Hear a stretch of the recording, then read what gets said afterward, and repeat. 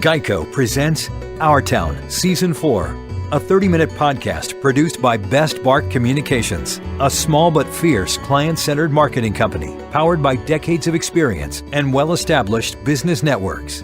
Geico, 15 minutes can save you 15% or more on car insurance. Now, here's your host, Andy Ockershausen. This is Andy Ockershausen. This is Our Town. And I've had the opportunity to talk to a man I've known for many, many years. Big part of WMAL, incidentally. Never as an employee, but as an in-house important friend. Lew Strudler, Vice President of a Global Partnership for Monumental Sports. Louis, you could have knocked me over with a feather when somebody told me that. That's your title. That is my title. It's incredible. And I go back to you when you were working for the Wizards. You could have even been a player. I don't remember. And that was in the early 80s. In 82, I go back, it wasn't even the Wizards. It was the Bullets and the Washington Capitals when I started in July of 1982 with Abe Pollin. You know, the Washington Capitals at one time was a basketball team. You knew that, That goes way back even before that. That is correct. I mean, a very good basketball team. That's when you were a young boy, absolutely. Uline Arena, I remember it all, Lou. But you're a big part of Our Town because of your association with Abe and with the organization. For many years, in my position at WML, you were the image of talking to people with Abe, or talk to Lou, and then they'll get to Abe. And that was very important to our growth at WMAL. I started with Abe, and he called me in the summer of 82 and was really distressed about the financial state of the Washington Capitals. And at that point in time, wasn't sure he was going to keep the team in Washington. And he called me to come on board and put together a campaign called Save the Washington Capitals. And Who were you with then, Lou? I was working at the National Mental Health Association. I was their director, but I was really staffing Rosalind Carter in terms of her doing special events, fundraising events around the country as First Lady. And Abe and Irene Pollin were on the board of directors of the National Mental Health Association, and that's how I got to meet them for a good period of time. Well, you know, when we had Irene here as one of our first guests on Our Town, because, you know, she represented Abe and the city so well, as a big part of us. But, you know, you bring up names, Lou, that were so important. But where did you start? Did you start in Hyattsville? You didn't start life. I was in Landover. I was working in D.C. I grew up in New York City. That's what I thought. You were a New Yorker. I was a New Yorker, and I came down here, was working at the Mental Health Association for about 4 years, and then got a phone call one night from Abe Pollin to come and have lunch with him on a Wednesday. And he started talking to me about the state of the Capitals and how he was either going to sell them, disband them, or give it a 30-day effort to try to make it work. And he asked me at that point in time, would I come on board totally outside the world of sports, even though I loved all sports. But you were not in sports at the time. No. I was with the association and really putting on dinners and special events for the First Lady. Yeah. And, you know, I know the great story, but the First Lady was involved. We had some involvement with her through the Leukemia Association. I think somebody in her family died of leukemia. And that's how we got involved with her at the White House, because I was invited to meet her and so forth. But that's away from the subject. That was the WMAL days when everything happened in Our Town was on WMAL and was part of the... No question, Abe was very, very close to WMAL, and we would come down quite a bit. I'd come down with Hardin and Weaver and come on with Ken Beatrice, with Bullets players, with Capitals players, were great. As often as possible. And it made so much sense because you were doing us a great service, and we think we were helping you. Abe came before a group at the Board of Trade, and came to the executive committee of the Board of Trade with Save the Capitol, asking for help. And I think they had something going at the Mayflower. I was there when Joe Albritton, who was running the Star and the bank and all that, said, "I'll be delighted to donate a lot of money, but I don't want to own the team." And Abe had spoken. I was with him at that date, and I helped put on that event with the Board of Trade. Was it the Mayflower, wasn't it? Yes, it was, and I remember it quite well. But we did everything for 30 days, and Ken was so instrumental in those days. He was on the air every night, really talking to fans about getting involved. Pump. He did a great job of pumping up something that needed it, because Washington grew up without hockey. Yeah. You know that. We were not a hockey town. And Ken was a a fierce hockey fan. As I tell everybody, he never said the word goalie. They were always net minders. Well, you had two great. You had George Michael and Ken Beatrice. If it wasn't for the two of them at that particular period of time, who every night got on the air for that 30 days, they came out to the Capitol Center at that point, helped us when we were doing all kinds of special events to get the city involved, especially the corporate city. And that was that Board of Trade event that you mentioned. But Abe really, he was at the ends with it, and at that point in time, he brought in Dick Patrick. He made two great moves. He brought in Dick Patrick, right, and Dick Patrick brought in David Poyle as general manager. And those two things really turned it around. Just having Dick Patrick, and at that point, we played in the Patrick division that was named after his grandfather. His father and grandfather were both He was hockey legends. royalty. Hockey, it still is. Still is. Isn't that amazing? I know that story. Craig Patrick and Dick, his father, and Lynn and Muzz, and it was just a tremendous family. And Dick brought stability, hired David Poyle, and he made the trade of all trades. That still goes down 20 days after we started this campaign and ended. It was a 30-day campaign. He made the trade. He traded the two most popular Caps players, Ryan Walter and Rick Green, and traded them to Montreal for what became Hall of Famer Rod Langway and Brian Engblom and Doug Jarvis and our current TV announcer, Craig Laughlin. Oh, my God. All of that. All of that. And that was it. That was a month after the Save the Caps, and Rod Langway really, to this day, is still the voice. Oh, my. He's everything. The image of the Caps growing up here. I knew him quite well. And we put him in the Hall of Fame. I remember that vividly, Rod. No question, and deservedly so. And he's still, every single Caps game, he's there as our ambassador. So everything goes back to that Save the Caps day. But what a run, from almost losing the team to 1982 to Stanley Cup champions. Well, we meaning the population here, was unfamiliar with the sport. I mean, we still don't understand it, but it's happened. And that really put it in everybody's eyes. We're Save the Caps was very important to our town. And Louis, you were a big part of that, I know. Yeah, I did. I put together the campaign. I used to remember I would go out to any Board of Trade, any meeting, etc. And again, we were a southern city. There wasn't anything further in the South than the Washington Capitals. And I used to say, the South, the only thing they knew about ice was that you put bourbon on it, and it wasn't that you played hockey on it. And make a mint julep. And again, what happened was, in those early years, the fans who came out were the fans who had moved here from New York, Philadelphia, Detroit, Chicago, Pittsburgh. That grew because they weren't a good team, Pittsburgh, in the 80s, in the early 80s, when I started there in the early 80s. But so you'd come out to a Caps game against the Rangers or the Flyers, and you would see half the crowd, if not more, were rooting for that team. And we were not a good team. Abe was faced with, his ownership started in 74 to 82, and the Capitals had never made the playoffs. So for the first 8 years, they were really a team that didn't compete at the highest level, and the fan base was getting a little tired. And then all of a sudden, Dick Patrick and David Poyle come in, and Brian Murray is a coach, and Brian, a good friend of mine who passed away 2 years ago, really turned that team around in 1982, and they made the playoffs, I think, for the next 16 years. And it's a great, great story about our town. I'm so glad to talk to you, Lew, because you've been a part of all of it. And we're going to be right back on Our Town with Lew Strudler. The natural habitat of a creepy doll is a horror movie. It can't help being creepy. It's that small, fixed smile and those never-closing eyes, always watching you, plotting, which you're imagining. It's mindless. But when the creepy doll hears that Geico not only saves people money, but also gives them easy access to emergency roadside service through an award-winning app, it knows you should switch. Because yes, switching to Geico is a no-brainer. The only question is, how did the creepy doll move from the bedroom to the hallway?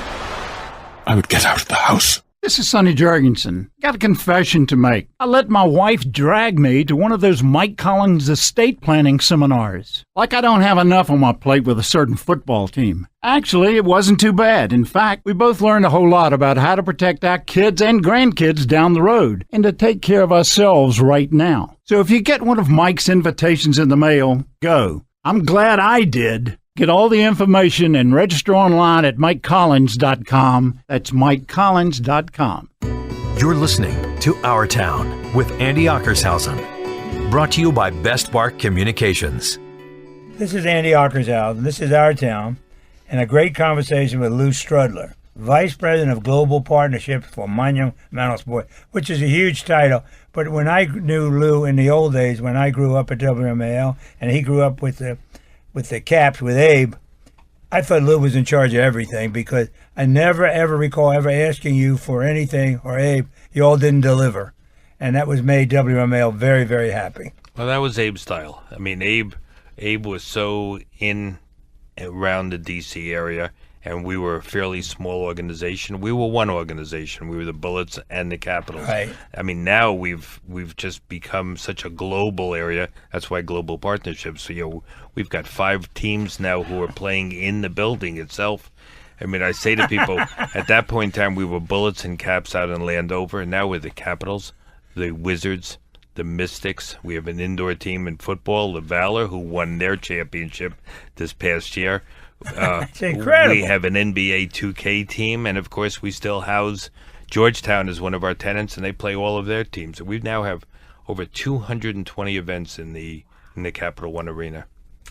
I mean, just what you have done. I don't know how you keep track of it. You've grown so big, but Abe was very important to our town and the growth, what he developed, what happened. And I remember when they were dedicating that dirt, they were digging there, and it was going to put a stadium there. Everybody was wondering, how is this going to affect downtown? Never realizing the explosion would take place and how it has made our town. Abe Pollin did that. And Abe did it, put it up with his own money. His own dough, I know that. This was not... Originally, he had been approached by D.C. to put up the arena for him, and then that didn't go through, and Abe was given the opportunity to get out of the deal, and he said no, he would put it up with his own dollars, and in an area that really, really had just been paralyzed after the assassination of Martin Luther King. And when that area really had tremendous problems, and so many of the buildings had been burnt down, people really were not going there. People said to Abe, why? And Abe, he could have, before he announced he was moving there, bought as many buildings around that area as possible for pennies on the dollar, and he never bought a single one. He just was all about growing the area and giving something back to D.C. And no, he never, to this day, if he was still alive, would imagine what that area has become. It's just, it boggles there. I know Irene was talking about that, and she was a major part of the whole thing with Abe. And being at that dedication, we're all scratching our heads. What's going to happen to downtown? The only thing left there was a Heck Company, and they were going under. And Abe saw it as a commitment to the city.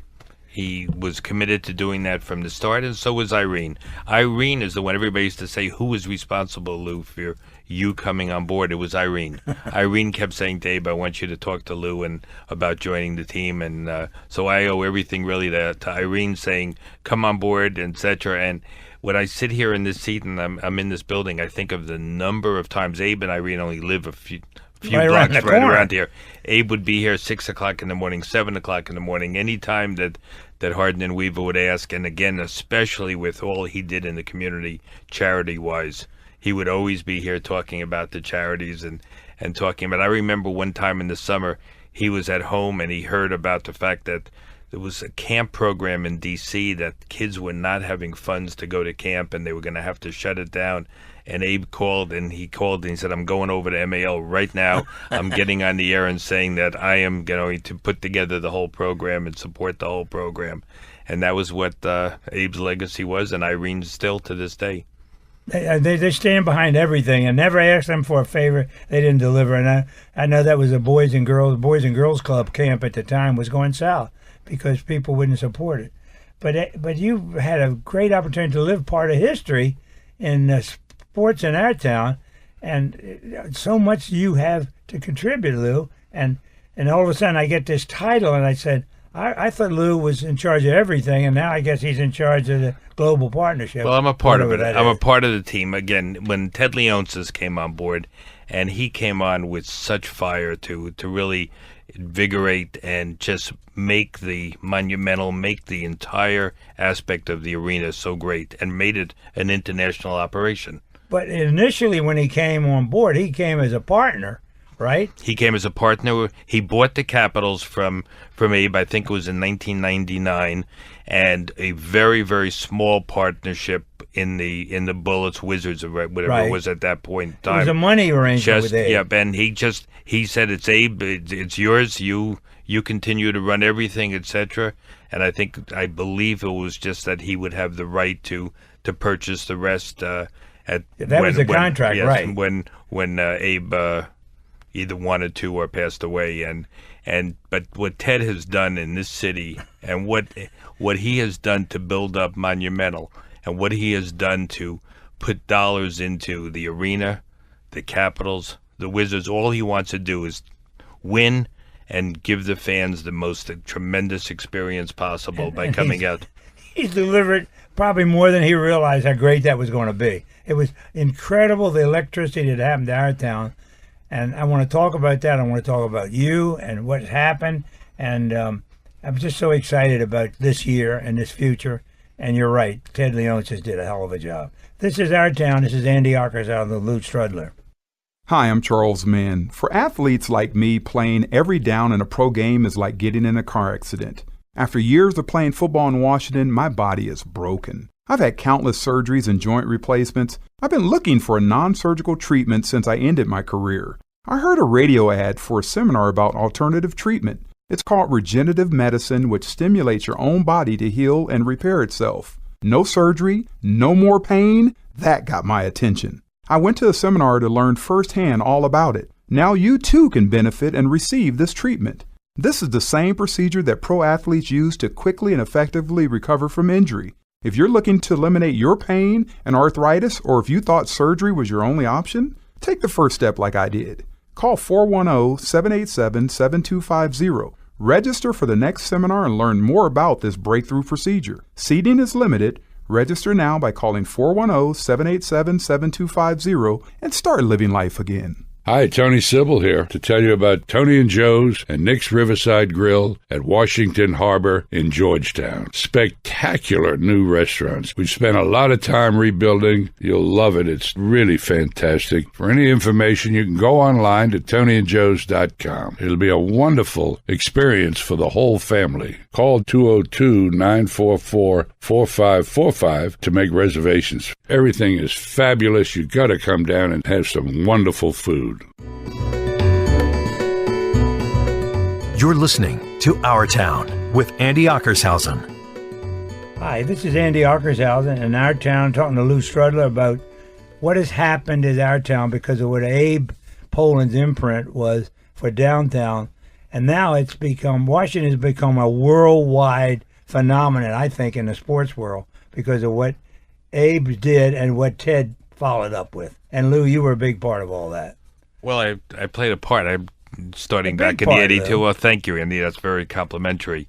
But I'm saying I give the credit to Abe, of course. Well, you got to the boss. And what Ted has done. Ted has taken that from just being part of the city to being part of the world. I mean, we now, if you go into that arena, you see world-class companies who are sponsors, companies like Etihad Airways, companies Alibaba. We have a company ORG, the largest can producer in China. These are companies from way far away from this area, to say nothing of all of our own. And you take a look at Capital One, who came in and said, wait a second, we want to be a major player. This is our home. We want to be a major player, and took over the naming rights for the arena. It was great. Yeah, because they're part of our town. They started here. They're global now, but they're part of our town. You told us a story about the Caps being the first National Hockey League team to go to Russia. We played a part back about my 6th or 7th year. We went over with the Calgary Flames to put on a 4-game series in Russia. We traveled throughout, and that was the Soviet Union. We went to, at that point, it was Third World. It was really third. It was Moscow. We went to Leningrad, which is now St. Petersburg. We went to the Ukraine, and then we went to Riga, which was in Latvia. And we felt, when we were there, how that country was changing And sure enough, about a year and a half afterwards, the parts of it were overthrown, and it was led by Latvia, which was where we played the game in Riga. And it was 4 unbelievable games, but we trained in the Soviet Union, which was very difficult. There were some cities that I remember we had to bring our own food to, and we had to bring our own water in Leningrad back at that time for the teams who were practicing. The water wasn't safe. And you're right, but we trained there. It was there, but it started to put the Capitals on the map in many, many ways, and it led also at that point in time to us being recognized there. We brought a couple players who signed with the Capitals even back right after that time. Dmitry Kristich came over, Michael Tatarinov, some of the early Soviet players, and it's led to, look at this team right now with the Great Eight, with Alex Ovechkin being a star and a superstar of the world. Of the world, that's incredible. But it's all started because of Abe and bringing that team downtown and putting it on the map. And then Ted, of course, has taken it to unbelievable heights. And you were part of all that, Lou. It wasn't done in a vacuum. He got good people with him, and the whole operation has been first class. I would hope that this will begin to happen to the basketball team, because the hockey team took a while to grow, but they did it. And like you said, this town could never, ever realize. The only thing ever came close to it is win the Super Bowl. Ted will make sure that every one of his franchises, look, this year the Valor, the football team, won their championship. Right. The Mystics were in the championship. Had a shot. They lost to Seattle, and I believe if it wasn't for their star player, Elena Deladone, getting injured in that final series, that we had a good chance to win that. And she's a star. And, of course, I believe we've picked up Dwight Howard this year for the Wizards, and he has not yet played. He was injured, and he should be back soon. Yeah, he's in a rehab program. Yep, and Wizards are going to be a strong, strong team. Ted will not stop until this team has another championship with the Wizards, and that will happen. I am sure of that. Well, because they're committed to it, and it's going to show. And I'm sure that basketball, in some ways, is easier to build than a hockey team, because basketball, 1 or 2 people put you on the map. I mean, we're fortunate now to have 2 great players in Wall and Bradley Beal. Yeah, Bradley. But the icing on the cake is a big man. We all know that, Lou, and that's what he's trying to do. And he will do it. Then you've got that. We've got a great starting 5 once we get Dwight back in the right. lineup, which hopefully will be soon. And I just think there's great things on the horizon. But Ted, he's a visionary. He's always been thought of as a visionary in everything he's ever done in his life. He's a visionary now, and he will take the franchises to greater heights than we ever thought of. Well, Lou, tell us about the experience.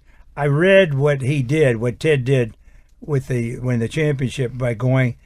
He had almost everybody on the staff fly out to the first game. Is that correct? He flew almost the entire staff to 2 games. He flew half the staff to game 1 in that was played out in Vegas. And he flew the rest of the staff out to the second game played out in Vegas, and he not only, and then to follow it up, when the Capitals won the Stanley Cup, he gave every employee and part-time employee a Stanley Cup ring.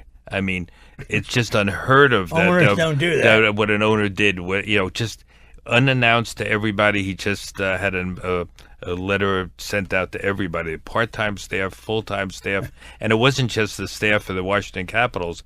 It was staff of Monumental, staff of the Wizards, people who worked in the building. He said every single person is going to get something. They're going to get a Stanley Cup ring. And, follow that up by obviously having sent everybody to Vegas on the trips. That's just Ted. He's a very, very warm, generous human being. And that will pay great dividends, believe me, Lou. It's not that he just cares about the players. He cares so much about the fans, about their experience of coming out. He's always talking about how do you make the experience better? How do you make the arena better? This summer, he put in $50 million to bring the arena, which was in great shape, and bring it up to really higher than ever. Higher. Yes, yeah. And well, he's learned that gets back in spades because what he has done for our town and continues to do. I would assume that all of these franchises are going to get his attention sooner or later. And maybe he can't do it all overnight. It takes time. But you've been a big part of that, Lou. To me, again, I said it before, you were the image, whether it's good or bad, of that operation because you knew everybody. You got around. And I know he appreciates you to keep doing that. And that's important. He's got continuity, and I believe in that. Well, there's so many people. I've been there, since 1982.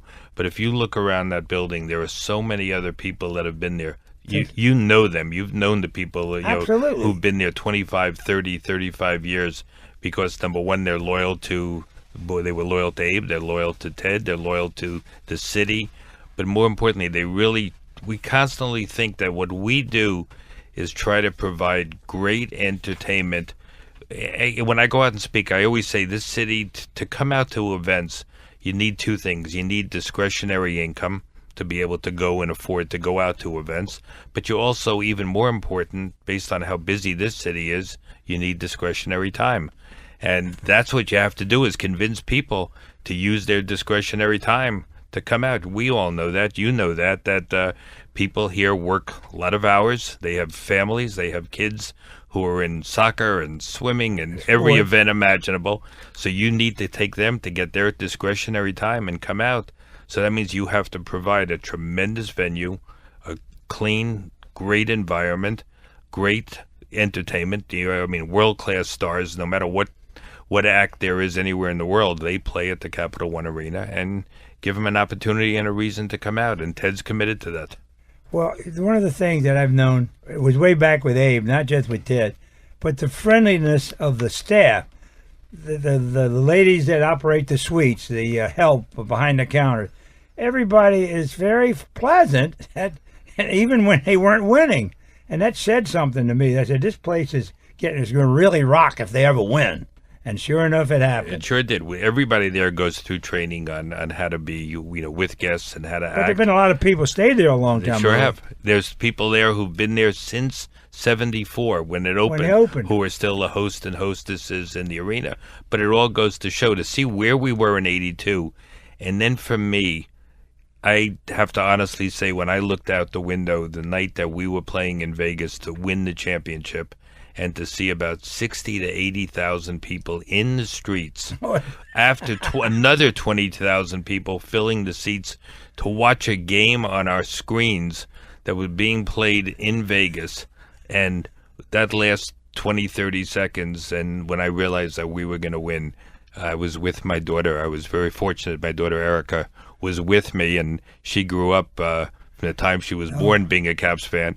Just standing next to her, tears were rolling down my face. Oh, I'm sure, Lou, because this is a fruition of all you have done and worked for over the years, going way back, and I'm sure you're going to see it again, Lou. But it's so important for us at Janice and I in WML to thank you for all you've done for our town with the teams and with the media. You're a legend in the media in our town, and you worked at it. It wasn't easy, and it cost you a lot of sleepless mornings, I'm sure. Well, in 1982, when I met you and started friendships with so many people that have lasted since those days and have just grown, and to see, Andy, what effect you've had on town. I mean, everybody, in my business, when someone said, I'm coming over and I'm going to be doing something with Andy, I said, no, this is a friendship. We go back to when I started. Well back. And, just how, when you say our town has grown so much since 1982. And the way sports has been perceived and the way fans have come out, and to see where hockey has become such an integral part. To go to a game now and not hear opposing fans cheering, and out-cheering the Capitals fans, to see our fans that's just the deadly greatest. Days, weren't they? They were. Lou, I would tell you this. I discovered this by asking somebody to chart it for me in the good old days of Comcast Sportsnet. I was telling so many people, I will think the Caps have got a bigger audience in Baltimore than most other sports have in Washington, except for the home team. The Caps were big in Baltimore. They were. We had our minor league team. When I started, we had our minor league team, the Baltimore Skipjacks. And we would, that would be our American Hockey League team in Baltimore. And they had an avid fan base in Baltimore. And those fans now and their families are still coming down to our games, watching it on TV, and Caps, it's a big and major bold. thing. Caps have become. We're claimed 6 million people could use your product. How about that? That'll work.